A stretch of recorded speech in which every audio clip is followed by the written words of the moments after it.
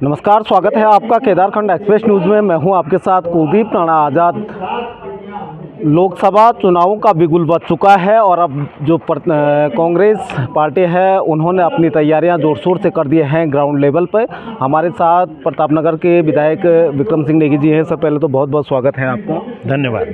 Sir, अगर आपको लगता है कि कांग्रेस जीत पाएगी तो क्यों कांग्रेस पर जनता भरोसा करेगी? देखिए, भाजपा चुनाव से पहले बिना वोट पड़े और 400 पार का जो नारा दे रहे हैं, ये स्वप्न है। और आपने दूसरा कहा ईवीएम, तो जिस देश ने ये ईवीएम बनाया वो इसका प्रयोग क्यों नहीं करता है?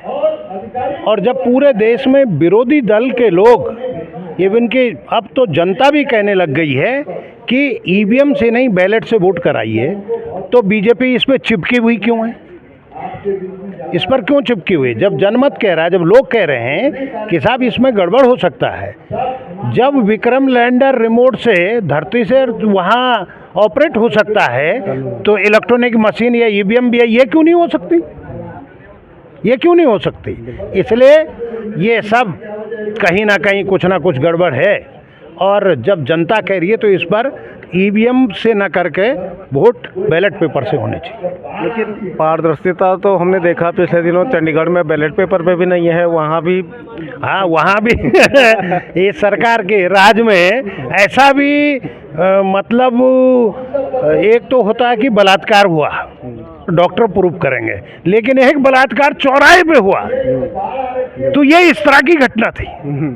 एक बलात्कार पूरे जनता के सामने हुआ और लोकतंत्र की ऐसी धज्जियां उड़ाई गई कि वहाँ लोकतंत्र शर्मसार हो गया, पूरे देश ने देखा। तो कांग्रेस पे कैसे विश्वास करें अगर आपको लगता है कि कांग्रेस की प्रति माहौल बन रहा है? देखिए, एक तो ये विश्वास करना पड़ेगा, राहुल गांधी जी के छवि को खराब करने के लिए बीजेपी ने जो अरबों रुपए खर्च किए, आज उस आदमी से मजबूत नेता, उससे बड़ा योगी, उससे बड़ा दृढ़ निश्चयी मैंने कोई दूसरा नहीं देखा है।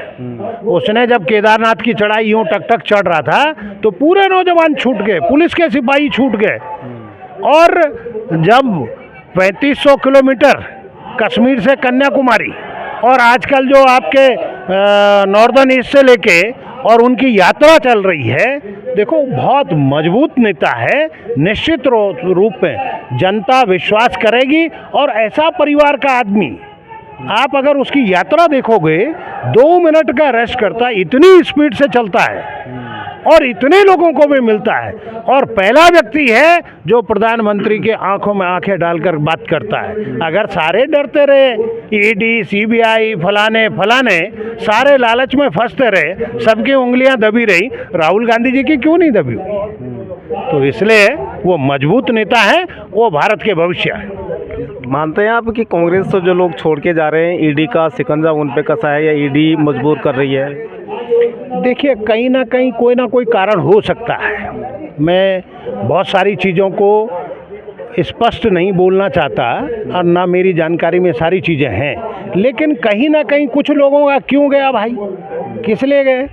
यदि उन्हें लग रहा है कि बीजेपी में ज़्यादा वोट मिलेंगे, या फिर कहीं ना कहीं कोई उंगली दबी हुई है। दलगत की राजनीति को मानते हैं कि जनता इसको गर्त में धकेला जा रहा है, जनता के मुद्दों को केवल निजी स्वार्थ निहित है?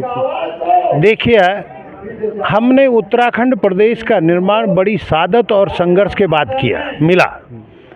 और जो जनता की आशा और उम्मीद है वो ये नहीं था कि विक्रम सिंह नेगी एमएलए होंगे, वो थी कि गांव और घर में रोजगार और स्वरोजगार को मंथन करने वाले नेता पैदा होंगे। इस पर निरंतर मंथन चलता रहेगा और हम उत्तराखंड का विकास कर सकेंगे, हम उत्तराखंड की जन भावनाओं का आदर कर सकेंगे। उसमें कहीं ये ना था कि आज तो इस दल में बैठ, कल तो दूसरे दल में बैठ, परसों तो तीसरे में बैठ, ये कहीं नहीं था। इसलिए हमको जन भावना के अनुरूप काम भी करना चाहिए, उत्तराखंड के हित की बात भी करनी चाहिए, अपना हित हमारा उसके बाद है। सर, रोजगार की बात करें, जल जंगल ज़मीन को लेकर यहाँ के लोग आज भी संघर्ष कर रहे हैं। मूल निवास की लड़ाई बड़े ज़ोर शोर से लड़ी जा रही है। और पहाड़ में रोज़गार अगर एक फैक्ट्री के नाम पर भी हम देखें तो केवल कभी हरीश रावत के कार्यकाल में डेनिस खोला गया पहाड़ में, और अब एक मैकडॉल की फैक्ट्री लगाई गई है आप ही के टिहरी विधानसभा क्षेत्र के यहाँ, तो बाकी और कुछ है नहीं यहाँ पे। तो आपको लगता है कि रोज़गार के एक भी संसाधन अब तक 24 सालों में विकसित नहीं हुए हैं? देखिए, जल जंगल ज़मीन सबसे बड़ा प्रश्न है कि जंगली जानवरों का आतंक घर घर में हो गया है। मैं तो कई जगह देखता हूँ इतनी बड़ी संख्या में बंदर आ गए कि प्रेशर कुकर भी उठा के ले जा रहे हैं। बाघ ऐसे हो गए कि लोगों के घरों में घुस रहे हैं। कितनी माँ बहनों को बाघ ने मार दिया। इसका कारण क्या है? ये जंगल से क्यों आए यहाँ? क्यों नहीं वन विभाग इस बात पर विचार करता है कि ये जंगल में रहे, जंगल में इनके क्या साधन है, उनके साधनों को क्यों नहीं विकसित करते? दूसरी बात, आपने कहा कि पहाड़ में रोजगार और स्वरोजगार, जिस डेनिस को इन्होंने रात दिन चलाया, अब वो फौज की कैंटीन में मिल रही है। अब वो फौज की कैंटीन में उन्होंने हरीश रावत जी के इस तरह से वो किया।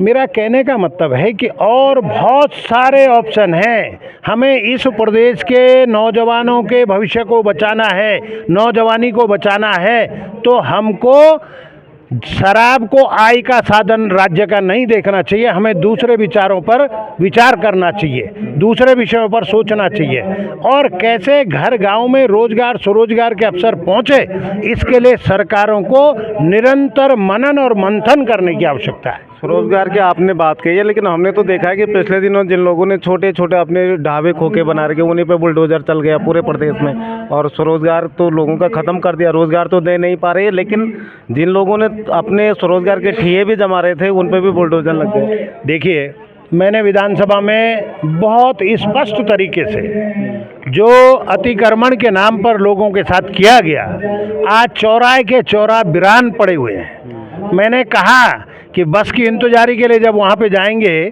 तो वो बीमार भी होगा, वो विद्यार्थी भी होगा, वो गरीब भी होगा, वो महिला भी होगी, पुरुष भी होगा, वो उसको पानी पिलाने वाला भी वहाँ पे कोई नहीं है। कितनी देर में बस आएगी? और जो इन्होंने तोड़े हैं, होना ये चाहिए था उत्तराखंड में कहीं ना कहीं, क्योंकि जब हमको बसाया, जंगल के बीच में हमारी बसावट है, जब हम पहाड़ों के घाटी और गदेरों के बीच में रहते हैं, तो हम केवल इन घाटियों के सनसनाहट सुनने के लिए, अरे वहाँ हमें रोजी रोटी के लिए कुछ खेती ज़मीन चाहिए। अब तो हमारी जो भूमिधरी है, जो हमारी जोत है, वो भी घट गई है। कहीं ना कहीं हमारे नज़दीक किसी ने किसी खेत का हिस्सा बढ़ा दिया, किसी ने कहीं रोजगार स्वरोजगार के लिए। सरकारों को इस पर विचार विमर्श करना चाहिए। सरकारों को चाहिए कि हम उसको नियमित करें और कोई ना कोई ऐसा साधन डेवलप करें, कोई ना कोई ऐसी नीति डेवलप करें जिससे कि जो हमारी आने वाली पीढ़ी है, हमारे जो नौजवान हैं, इनके हाथों को काम मिल सके। अंकिता भंडारी प्रकरण इस पूरे देश में अभी तक बहुत सुर्खियों में रहा है, और उसके पैरोकारी करने वाले तमाम जो पत्रकार हैं उनको भी जेलों में ठूसा जा रहा है सरकार की तरफ से। आपने भी विधानसभा में सवाल उठाए, क्या कहेंगे इस पूरे प्रकरण को लेकर? देखिए, मैंने तो विधानसभा में स्पष्ट कहा कि इस केस को प्रभावित करने का काम किया जा रहा है। ये बहुत बड़ा अत्याचार और अन्याय है। ये हमारे स्वाभिमान की लड़ाई है। अगर हमारी माँ बहन बेटियों पे कोई इस नज़र से देखेगा, कोई इस तरह का कृत्य होगा, हमें ये बर्दाश्त नहीं। हमने कहा कि उसके लिए जो आशुतोष नेगी पैरवी कर रहे थे, उनको एक बिना साक्ष्यों वाले केस में उसको बंद कर दिया, अब तो वो बाहर आ गए। दूसरा जो अवनीश नेगी एडवोकेट है, उनको परेशान किया जा रहा है। तो देखो, इस तरह की घटना, क्योंकि उसमें बीजेपी का नेता का बेटा शामिल है, और उस रिजॉर्ट को भी वहाँ की विधायक ने तत्काल तोड़ दिया, जिससे सबूत नष्ट हो गए। कहने का मतलब है, जब तक अंकिता भंडारी को न्याय नहीं मिलता तब तक कांग्रेस चैन से बैठने वाली नहीं है। लेकिन अभी तक बीजेपी की जो विधायक रेणु बिष्ट जी हैं उन पर कोई कार्रवाई नहीं हुई। उन्होंने आदेश दिए थे, जो उप जिलाधिकारी हैं उन्होंने आदेश दिए थे, जो वहाँ पे तत्कालीन पटवारी था उनको बहाल कर दिया गया है। तो ये तमाम प्रकरण आपको लगता है ये न्याय मिलेगा? ये चूंकि विधायक बीजेपी से हैं और जो अंकिता भंडारी के साथ जो अत्याचार अन्याय हुआ, आरोपी भी वो बीजेपी के नेता का बेटा है, तो ऐसे में उम्मीद कैसे करें कि इनको न्याय मिलेगा? इसको प्रभावित करने का काम किया जा रहा है, लेकिन कांग्रेस इस मुद्दे को छोड़ेगी नहीं, इसको घर घर गांव-गांव तक पहुंचाएगी। गढ़वाल लोकसभा से गोदयाल जी का श्री गणेश कांग्रेस ने किया है। क्या मुद्दे जनता के बीच लेके जाएंगे? किन पे जो बुनियादी मुद्दे हैं कौन से रहने वाले? सबसे बड़ी बात यह है कि हमारा जो प्रत्याशी है सबसे बढ़िया है। दूसरी पार्टी का जो प्रत्याशी है 5 साल सांसद रहने के बाद एक बार भी गढ़वाल नहीं आया, और कोई ऐसी डिबेट, कोई ऐसा मौका, कोई ऐसा जो कहें कि हाँ इन्होंने कुछ किया है, ऐसा कोई कार्य नहीं दिखा। तीसरा, जो पिछले सांसद रहे हैं वो पूरा, जो मैं कह नहीं रहा हूँ कि पूरा उत्तराखंड का भारत की संसद में मौन व्रत था, वहाँ सब मौन थे। इतनी समस्याएं आई, एक शब्द नहीं निकला, और बेरोजगारी चरम पर है उत्तराखंड में। पहाड़ के गांव-गांव में रोजगार और स्वरोजगार के लिए नौजवान भटक रहा है, उसको कोई नसीहत देने वाला नहीं, वहाँ कोई काम नहीं हो रहा है। आपके अंकिता भंडारी का मामला ये पहाड़ की बेटी का सवाल है, ये पहाड़ के घर घर में जितनी हमारी माता बहनें उनके सम्मान का सवाल है। इस सब को लेकर हम जनता के बीच में जाएंगे। गढ़वाल लोकसभा लगातार बीजेपी के कब्जे में रहे, पहले भुवन चंद घोंडोड़ी, फिर 2 बार तीरथ सिंह रावत जी। इस बार कैसा लग रहा है कि लोग कांग्रेस पे भरोसा करें? मैं तो गढ़वाल लोकसभा के लोगों से निवेदन करना चाहता हूं कि उत्तराखंड में 5-5 मुख्यमंत्री पौड़ी से बने। पौड़ी की तो सड़कें भी सोने की बन गई हैं। पौड़ी में अब कोई विकास कार्य नहीं रह गए हैं। पौड़ी के लोगों का जीवन स्तर इतना ऊपर उठ गया है कि अब वो ज़मीन पे नहीं चल रहे।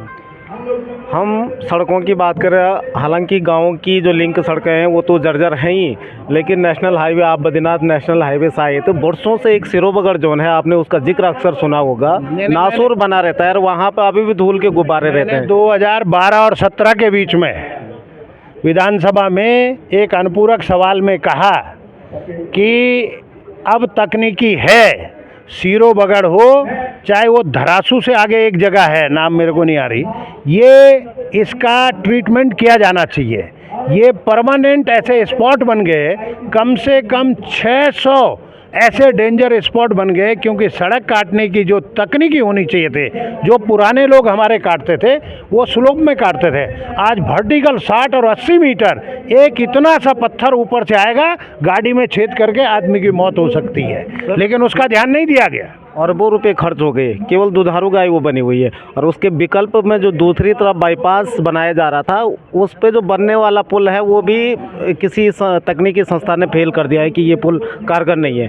तो 6 साल उस पुल को भी हो गए, तो ऐसे में तो लग नहीं रहा कि वाकई में पूरी सरकार मिली जुली है, इसमें केवल पैसा कमाने का धंधा ही बना दिया है। देखिए, ये तो सभी जानते हैं कि सड़कों के मामले में बड़ा गोरख धंधा हो रहा है।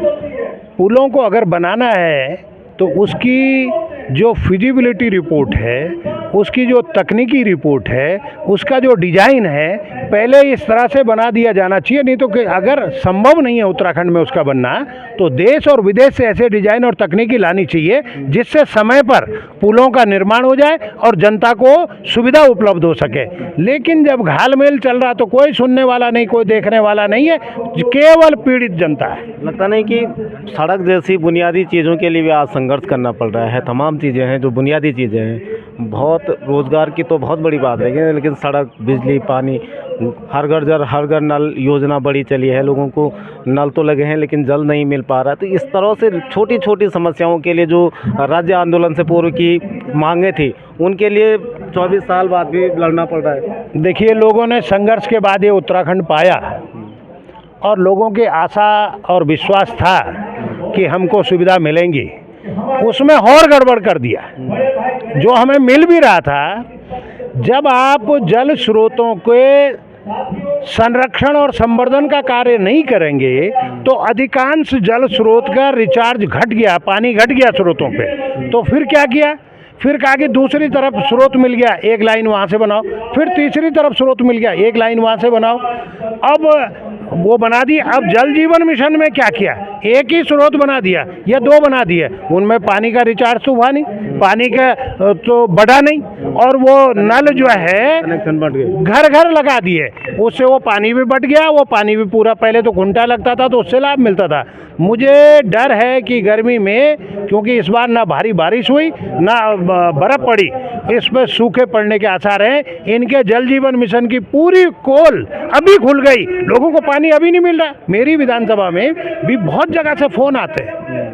तो ये स्थिति है, मुझे लगता नहीं कि ये कहीं सफल हो पाए। सड़कों के लिए, अरे अब तो प्रत्येक घर गांव को सड़क से जुड़ना चाहिए था। हमारा भी हक है, हमारा भी अधिकार है कि हम विकसित हों, हमारी भी प्रगति उन्नति हो, हमारे क्षेत्र की प्रगति उन्नति हो, हमारे नौजवानों को अवसर और मौका मिले। लेकिन हम क्या उसी आदम जमाने में रह रहे हैं? हम उसी में जाएंगे। एक समस्या और आने वाली है, ये स्कूलों का क्लस्टर बना रहे हैं। हमारे ज़माने में 10 किलोमीटर हम इंटर की शिक्षा लेने जाते थे और बेसिक स्कूल भी दूर दूर होते थे। अब क्या हम फिर वैसे दूर दूर जाएंगे? हम फिर आदम जमाने में जाएंगे? कल्याणकारी राज्य की अवधारणा है, ये किसी लाला की दुकान नहीं है कि आप नफा और नुकसान देखें।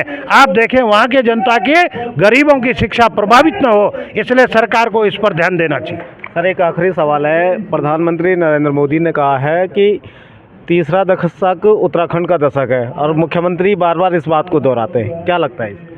देखो भाई, ऊपर से तो जितना बोल दो, धरातल पे कुछ दिखना चाहिए। तो आप एक सर्वे करके देख लो जरा क्या हो रहा है, लोगों से पूछ कर देख लीजिए। हर बार मुख्यमंत्री जी भी कह रहे हैं और प्रधानमंत्री जी ने कहा है, लेकिन ज़मीनी हकीकत तो पूरे उत्तराखंडियों को पता है। पूरे ज़मीन पे तो कहीं दूर दूर तक कुछ ऐसे निशान, कोई ऐसी उम्मीद और आशा नहीं दिख रही है। जब आ जाएगी तब बात करेंगे। चलिए, बहुत धन्यवाद हमारे साथ जुड़ने के लिए। ये थे प्रतापनगर के विधायक विक्रम सिंह नेगी जी, और इन्होंने बेबाकी से अपनी बात रखी है। और ख़ास तौर पे जो उत्तराखंड में अंकिता हत्याकांड का मुद्दा रहा है, उन्होंने विधानसभा में ज़ोर शोर से इस मुद्दे को उठाया है। और अब जो लोकसभा का बिगुल बजा है, उस पर कांग्रेस की क्या रणनीति रहने वाली है, उसके लिए ज़ोर शोर से ये तैयारियाँ कर रही है। आप बने रहे हमारे साथ, एक नई रिपोर्ट में फिर हाजिर होंगे। नमस्कार। धन्यवाद।